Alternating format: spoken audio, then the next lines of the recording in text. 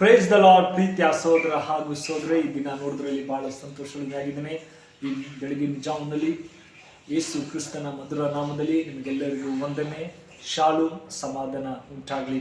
ಪ್ರೀತಿಯುಳ್ಳ ದೇವಮಕ್ಕಳೇ, ದೇವರು ನಮ್ಮನ್ನು ಅದ್ಭುತವಾಗಿ ಈ ದಿನ ಕಾಪಾಡಿಕೊಂಡು ಕಳೆದ ವಾರೆಲ್ಲ ಆತನ ಒಳ್ಳೆಯ ರೀತಿಯಲ್ಲಿ ನಮ್ಮನ್ನು ಆರೋಗ್ಯದಿಂದ ನೋಡುವಂತೆ ಸಹಾಯ ಮಾಡಿದ್ದಾರೆ. ದೇವರು ಈ ವಿಡಿಯೋ ಮೂಲಕ ನಿಮ್ಮನ್ನು ಆಶೀರ್ವದಿಸಿ ಕಾಪಾಡಲಿ ಎಂಬುದಾಗಿ ನಾನು ಹಾರೈಸ್ತೇನೆ. ಪ್ರೀತಿಯುಳ್ಳ ದೇವಮಕ್ಕಳೇ, ಈ ಮುಂಚಾನೆ ವೇಳೆಯಲ್ಲಿ ದೇವರು ಒಂದು ಒಳ್ಳೆಯ ವಾಗ್ದಾನ ಕೊಟ್ಟಿದ್ದಾರೆ.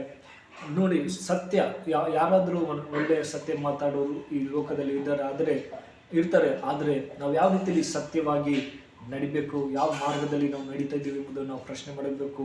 ಪ್ರೀತಿಯುಳ್ಳ ದೇವ ಮಕ್ಕಳೇ, ದೇವರು ವಾಕ್ಯ ಹೀಗೆ ಹೇಳ್ತದೆ. ಯೋಹಾನ ಬರೆದ ಸುವಾರ್ತೆ 8ನೇ ಅಧ್ಯಾಯ 32ನೇ ವಾಕ್ಯ ನಿಮಗಾಗಿ ಓದ್ತೀನಿ. ದಯಮಾಡಿ ನಿಮ್ಮಲ್ಲಿ ಸತ್ಯವೇದವಿದ್ದರೆ ತೆಗೆದು ಧ್ಯಾನಿಸಬೇಕೆಂಬುದಾಗಿ ನಾನು ಕೇಳಿಕೊಳ್ತೀನಿ. ಯೋಹಾನ ಬರೆದ ಸುವಾರ್ತೆ 8ನೇ ಅಧ್ಯಾಯ 32ನೇ ವಾಕ್ಯ ನಾನು ನಿಮಗಾಗಿ ಓದ್ತೀನಿ.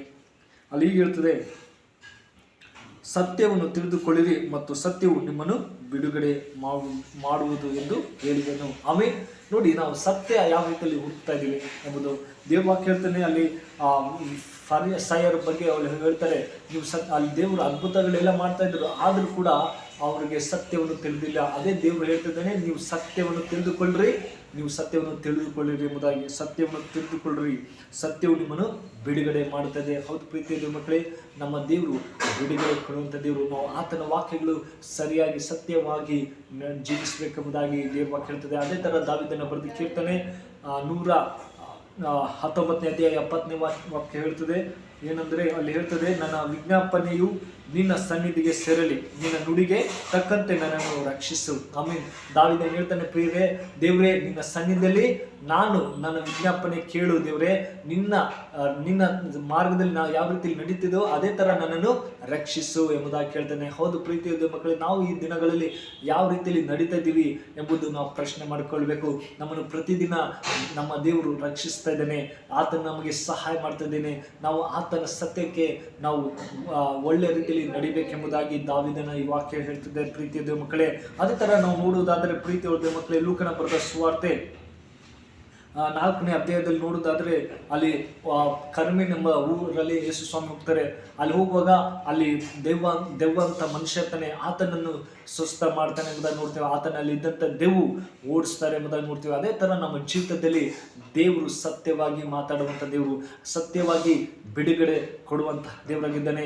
ಈ ದಿನಮಾನಗಳಲ್ಲಿ ನಾವು ಯಾವ ರೀತಿಯಲ್ಲಿ ಜೀವಿಸ್ತಾ ಇದ್ದೀವಿ, ನಾವು ಯಾರ ಹತ್ರ ನಾವು ಸತ್ಯವಾಗಿ ನಾವು ಜೀವಿಸ್ತಾ ಇದ್ದೀವಿ ಎಂಬುದು ಬಹಳ ಮುಖ್ಯವಾಗಿದೆ. ಅದೇ ಥರ ದೇವರು ಹೇಳ್ತಾನೆ, ನಾನೇ ನಿಮಗೆ ನಿಜವಾಗಿ ಹೇಳ್ತೇನೆ, ನಾನು ಸತ್ಯವು ತಿಳ್ಕೊಂಡ್ರೆ ನಿಮಗೆ ಸತ್ಯವು ಬಿಡುಗಡೆ ಆಗುತ್ತೆ ಎಂಬುದಾಗಿ. ಹೌದು ಪ್ರೀತಿಯ ಮಕ್ಕಳೇ, ನಾವು ದೇವರ ವಾಕ್ಯಗಳು ಓದುವಾಗ ನಮಗೆ ಸತ್ಯವಾಗಿ ಅರ್ಥ ಆಗುತ್ತೆ. ದೇವರು ನಮ್ಮನ್ನು ಎಲ್ಲ ಕೇಳಿನಿಂದ ಬಿಡುಗಡೆ ಕೊಡುವರಾಗಿದ್ದಾರೆ. ಹೌದು ಪ್ರೀತಿಯ ಮಕ್ಕಳೇ, ಅದೇ ಥರ ಅಪೊಸ್ತಲ ಬರೆದ ಪತ್ರಿಕೆ 16ನೇ ಅಧ್ಯಾಯ 36ನೇ ವಚನದಲ್ಲಿ ಹೀಗೆ ಹೇಳ್ತದೆ. 16ನೇ ಅಧ್ಯಾಯ 36ನೇ ವಚನದಲ್ಲಿ ಏನು ಹೇಳ್ತದೆ ಅಂದರೆ, ನೋಡಿ, ಅಲ್ಲಿ ಯಜಮಾನನು ಈ ಮಾತನ್ನು ಪೌಲನಿಗೆ ತಿಳಿಸಿ, ಅಧಿಪತಿಗಳು ನಿಮ್ಮನ್ನು ಬಿಟ್ಟು ಬಿಡಬೇಕೆಂದು ಹೇಳಿ ಕಳಿಸಿದ್ದಾರೆ. ಅದರಿಂದ ಈಗ ನೀವು ಸಮಾಧಾನದಿಂದ ಹೊರಟು ಹೋಗಿರಿ ಎಂದು ಹೇಳಿದನು. ಆಮೇಲೆ ಪೌಲ ಹೇಳ್ತಾ ಇದ್ದಾನೆ, ನೀವು ಸಮಾಧಾನದಿಂದ ಹೋಗಿರಿ ಎಂಬುದಾಗಿ. ಅದೇ ಥರ ನಮ್ಮ ಜೀವಿತದಲ್ಲಿ ಸಮಾಧಾನನೂ ಇರಬೇಕು ಎಂಬುದಾಗಿ ದೇವವಾಕ್ಯ ಹೇಳ್ತದೆ. ಅದೇ ಥರ ನೋಡೋದಾದ್ರೆ ಪ್ರೀತಿಯ ದೇವಮಕ್ಕಳೇ, 2ನೇ ಕೊರಿಂಥ ಪೌಲನು 2ನೇ ಕೊರಿಂಥ ಬರೆದ 3ನೇ ಅಧ್ಯಾಯ 18ನೇ ವಾಕ್ಯ ಹೀಗೆ ಹೇಳ್ತದೆ. 3ನೇ ಅಧ್ಯಾಯ 17ನೇ ವಾಕ್ಯ ಏನಂತಂದ್ರೆ,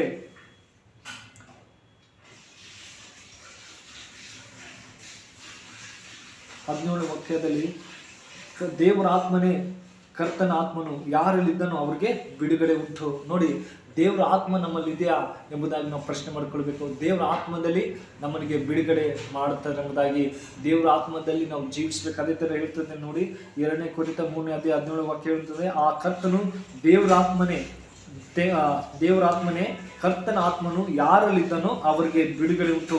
ನಾವೆಲ್ಲರೂ ಮುಸುಕು ತೆಗಿಬೇಕೆಂಬುದಾಗಿ ಹೇಳ್ತಾರೆ. ಅದೇ ತರ ನಾವು ದೇವರ ಆತ್ಮ ನಮ್ಮಲ್ಲಿದೆಯಾ ನಾವು ಪ್ರಶ್ನೆ ಮಾಡಿಕೊಳ್ಬೇಕು. ದೇವರನ್ನ ನಾವು ಜೀವಿಸ್ತಾ ಇದ್ದೀವಾ? ದೇವರ ಹತ್ರ ನಾವು ಜೀವಿಸಬೇಕಾದ್ರೆ ದೇವರು ನಮ್ಮನ್ನು ಬಿಡುಗಡೆ ಕೊಡುವಂಥ ದೇವರು. ನಾವು ದೇವರೇ ಯೇಸಪ್ಪ, ನಾನು ನಿನ್ನ ಸನ್ನಿಧಿಯಲ್ಲಿ, ಅದೇ ದಾವೀದ ಹೇಳ್ತಾನೆ, ಅಪ್ಪ ನಿನ್ನ ಸನ್ನಿಧಿಯಲ್ಲಿ ವಿಜ್ಞಾಪನೆ ಮಾಡ್ತಾ ಇದ್ದೀನಿ, ನಿಮ್ಮ ಚಿತ್ತದ ನನ್ನನ್ನು ರಕ್ಷಿಸು ಎಂಬುದಾಗಿ ಕೇಳ್ತಾನೆ. ಅದೇ ತರ ನಮ್ಮ ಜೀವಿತದಲ್ಲೂ ಅಪ್ಪ ನಿನ್ನಲ್ಲಿ ಇರ್ತೀನಿ, ನಿನ್ನ ಆತ್ಮ ನನ್ನೊಂದಿಗಿದೆ, ನೀನು ಬಿಡುಗಡೆ ಕೊಡು ಎಂಬುದಾಗಿ ಹೇಳುವಾಗ ಖಂಡಿತ ಪ್ರೀತಿಗಳು ದೇವ ಮಕ್ಕಳೇ, ಆತ ಬಿಡುಗಡೆ ಕೊಡುವಂಥ ದೇವರು. ನಿಮ್ಮ ಏನೇ ಪರಿಸ್ಥಿತಿಯಲ್ಲಿ ಇದ್ದರೂ, ಎಂಥ ರೋಗದಲ್ಲಿ, ಎಂಥ ಕಾಯಿಲೆದಲ್ಲಿದ್ದರೂ ದೇವರು ಬಿಡುಗಡೆ ಕೊಡ್ತಾನೆ. ಸತ್ಯವನ್ನು ತಿಳ್ಕೊಳ್ಳಿರಿ, ದೇವರೇ ನಿಜವಾಗಿ ದೇವರೇ ನಿನ್ನ ಮಾರ್ಗದಲ್ಲಿ ನನ್ನ ನಡೆಸು ಎಂಬುದಾಗಿ ಹೇಳುವಾಗ ದೇವ್ರು ಸಂತೋಷ ಕಳ್ತಾನೆ. ಮಗಳೇ, ಮಗನೇ, ನೀನು ನನ್ನ ಬಳಿಗೆ ಬಾ, ನಿನಗೆ ಬಿಡುಗಡೆ ಕೊಡ್ತೀನಿ, ನಿನ್ನ ಏನೇ ತೊಂದರೆ ಇದ್ದರೂ ನಾನು ನಿನಗೆ ಸಹಾಯ ಮಾಡ್ತೇನೆ ಎಂಬುದಾಗಿ ದೇವರು ಈ ವಾಕ್ಯ ಹೇಳ್ತಾನೆ. ಹೌದು ಪ್ರೀತಿಯಾದ ಮಕ್ಕಳು, ಈ ವಾಕ್ಯ ನಿಮ್ಮ ಜೀವಿತದಲ್ಲಿ ಆಶೀರ್ವದಿಸಿ ಕಾಪಾಡಲಿ. May God bless you. ಪ್ರಾರ್ಥನೆ ಮಾಡಿಕೊಳ್ಳೋಣ, ಕಣ್ಣು ಮುಚ್ಚಿಕೊಳ್ಳಿ. ಪರಿಶುದ್ಧನೆ ಪ್ರೀತಿಯುಳ್ಳ ತಂದೆ ದೇವರೇ ಸ್ವಾಮಿ, ಒಳ್ಳೆ ಸಮಯಕ್ಕಾಗಿ ಸ್ತೋತ್ರ. ಇಲ್ಲಿ ಒಬ್ಬರಾಗಲಿ ಇಬ್ಬರಾಗಿ ಮನಸ್ಸಿನ ನನ್ನ ಸಂದೇಲಿ ಬರ್ತಾರೋ ಅವ್ರ ಮಧ್ಯದಲ್ಲಿ ನಾನಿದ್ದೆ ಎಂಬುದಾಗಿ ಹೇಳಿದ ಹಾಗೆ ಅಪ್ಪ, ಈ ವಿಡಿಯೋ ಮೂಲಕ ಅಪ್ಪ ಎಲ್ಲ ಮಕ್ಕಳಿಗೆ ನಾನು ಪ್ರಾರ್ಥಿಸಿದ್ರೆ ಅವ್ರ ಮಕ್ಕಳನ್ನ ಒಳ್ಳೆ ನಾನು ಸತ್ಯವೆಂಬುದಾಗಿ ಹೇಳಿದಲ್ಲಪ್ಪ, ಸತ್ಯದಿಂದ ಬಿಡುಗಡೆ ಆಗಿತ್ತು ಎಂಬುದಾಗಿ ಹೇಳಿದ ಹಾಗೆ ಈ ಮಕ್ಕಳು ಸತ್ಯ ತಿಳ್ಕೊಂಡು ಬಿಡುಗಡೆ ಕೊಡು ಸ್ವಾಮಿ ಅಂತ ಪ್ರಾರ್ಥಿಸಿದ್ರು. ಅವ್ರು ಯಾವ ಸಮಸ್ಯೆಗಳಿದ್ದರೂ ಆ ಸಮಸ್ಯೆಗಳಿಂದ ಯೇಸು ನಾಮದಲ್ಲಿ ಬಿಡುಗಡೆ ಕೊಡ್ರಿಯಪ್ಪ ಅಂತ ನೀವು ಪ್ರಾರ್ಥಿಸಿದರೆ ಪ್ರೀತಿಯುಳ್ಳ ತಂದೆ, ಈ ವಾಕ್ಯ ನೀವು ಕೊಟ್ಟಿದ್ದಕ್ಕಾಗಿ ಸ್ತೋತ್ರ. ಈ ಮುಂಜಾನೆಯಲ್ಲಿ ಆ ಮಕ್ಕಳಿಗೆ ಬೇಕಂತೆಲ್ಲ ಸಹಾಯನ ಅನುಗ್ರಹಿಸು. ಯಾವುದೇ ಕಾಯಿಲೆದಲ್ಲಿದ್ದರೂ ಆ ಕಾಯಿಲೆದಲ್ಲೆಲ್ಲ ಬಿಡುಗಡೆ ಕೊಡು. ನೀನೇ ಅವ್ರು ಮುಟ್ಟಿ ಸಂಪೂರ್ಣ ಗುಣಪಡಿಸು, ಒಳ್ಳೆ ರೀತಿಯಲ್ಲಿ ನಡೆಸಬೇಕೆಂದು ಈ ಚಿಕ್ಕ ಪ್ರಾರ್ಥನೆ ಕೇಳಿದಂತೆ ಯೇಸು ಕ್ರಿಸ್ತನಲ್ಲಿ ಬೇಡಿಕೊಂಡೇನೆ ಜೀವನ ತಂದೆ. Amen. May God bless you.